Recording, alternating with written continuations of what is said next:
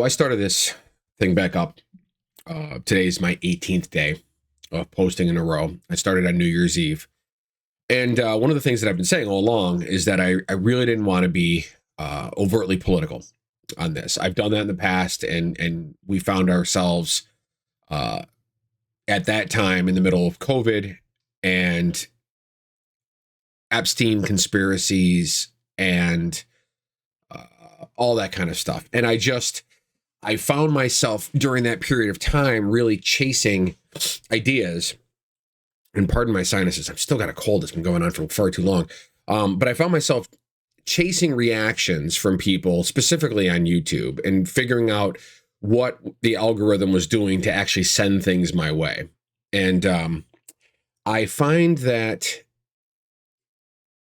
while I'm not necessarily having a hard time coming up with things to talk about that aren't politics, my passion right now is the things that are going on politically. And I don't want to necessarily get into a blue versus red or Dem versus Republican or liberal versus conservative, progressive, whatever kind of debate here. What I want to talk about, though, today, since I didn't really take any time to prepare anything, I've been trying to get some projects done around the house today and deal with this cold that won't ever seem to go away, is I did want to pump the brakes for just a quick second and discuss Greenland, my opinions. This is simply my opinion on Greenland for the 2 or 3 of you that may care to hear it. I've talked before about my military experience. I've talked before about how I feel that we are a specific type of democracy with the specific expectations of what our founding fathers wanted this country to be. We were a country that was born out of the necessity to take down tyranny, to make sure that we have representation, to not be an imperialistic force. However, anybody that actually understands history and has studied American history knows that while that was the founding ideal of this country, for the first couple hundred years, we were incredibly imperialistic. Not only were we attacking African countries and taking slaves, but we also decimated the population of the indigenous people here in this country. So our idea of being a non-imperialistic nation has always been contradictory. And when you look at it through the lens of history, it's easy to say, well, we're better now. And yet, here we are. We have a president that's rattling sabers and shields, talking about invading and taking over Greenland if Denmark doesn't capitulate to his desire to have that land. And we have our European allies, they're supposed to be allies that are amassing troops right now. Now, obviously, it's the real purpose of the troops being there is a show of force against the United States, but they're doing it behind the guise of military exercises that were already planned, and that's fine. That's how diplomacy works. But while I'm sure not too many MAGA folks are going to hear this or see this video, I don't understand why we're defending this. I don't, for the life of me, understand why members of our population, our citizenry here in the United States, are supporting the concept of the United States taking another nation by force. I don't understand how we got here. The deportations, fine. There has been rhetoric in this country for decades about immigration in the United States. That's fine. An overhauling of the medical system, that's a hotly debated topic for the last 40 or 50 years. Education in this country has been an issue since its inception more than 100 years ago. The modern education system. I don't necessarily begrudge the people of this country arguing and debating what direction we should go regarding those topics, but moving our forces into the North Sea in order to take over a sovereign nation and force it by will to be a part of the United States, my mind is, I don't understand. I don't understand how we've gotten to the point where this is considered acceptable, where this is considered the right thing to do. Now, backing up, obviously it's not. Our Congress doesn't think it is. We have senators, Republican senators, that are over there right now talking to the people of Greenland, trying to calm our allies in Europe. We have a couple of Republican Republicans saying that this will actually be a convictable, impeachable offense if Trump tries to do this.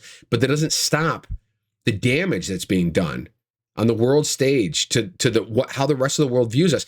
And I realize that the MAGA folks out there, the non-traditional neocons that are out here right now that have this grudge, this chip on their shoulder about government in this country, they're probably applauding this. These are the same people applauding the shooting of Renee Good, the same people applauding the Gestapo tactics of ICE, the same people that are, pushing for this entire MAGA agenda that Trump is putting forward.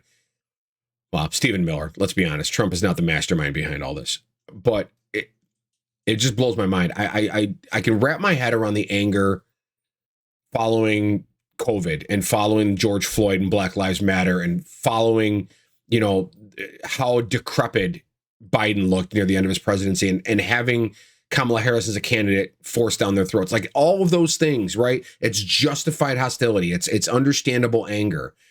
But how we get to the point where they are so far down the rabbit hole now defending Donald Trump that they're applauding taking over another country. I just don't get it. I just don't get it. So I'm going to have, as my frustration with all of this builds, and I'm spending my time trying to wrap my head around it, because like it's easy to have an anger response. It's easy to look at all this stuff that's happening and want to lash out and scream. I mean, there's if you're in the political sphere on TikTok, Facebook, Instagram, wherever, you're going to see the people that are on there just raging. I made a video yesterday about rage. They're just on there screaming at their microphones about what's going on right now in Minneapolis. And by the way, since I'm on a political rant right now, do not think for a second that Minneapolis wasn't picked on accident or was picked on accident. The Trump administration, the leaders of ICE, the people that are deciding where they're going to go and where they're going to cause problems, they definitely looked at the Black Lives Matter movement. They knew it was born in Minneapolis. They knew that anger and hostility were still bubbling beneath the surface in that city. And that was a perfect city for them to go in there and start stirring up trouble. They want this reaction that they're getting right now. They want people in the streets. They want protests. They want the people of Minneapolis to start burning the city down, because they want to use that as a precursor for declaring martial law, because ultimately Trump needs to find a way to try to stop the elections in November. Now, there's a lot of constitutional norms in place. They're going to keep that from happening, and states still get to decide whether or not elections happen. It does not come from the White House. But do not think for a second that this is not part of a campaign to change the rhetoric and to make the argument be about whether or not our citizenry is hostile and whether they're trying to stop authorized federal actions.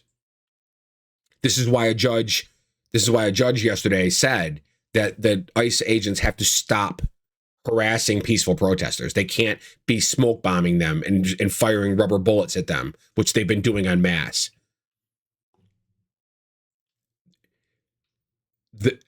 The things that we warned about, those of us that were raging against another Trump term, raging, screaming at the ceiling about Project 2025, sorry.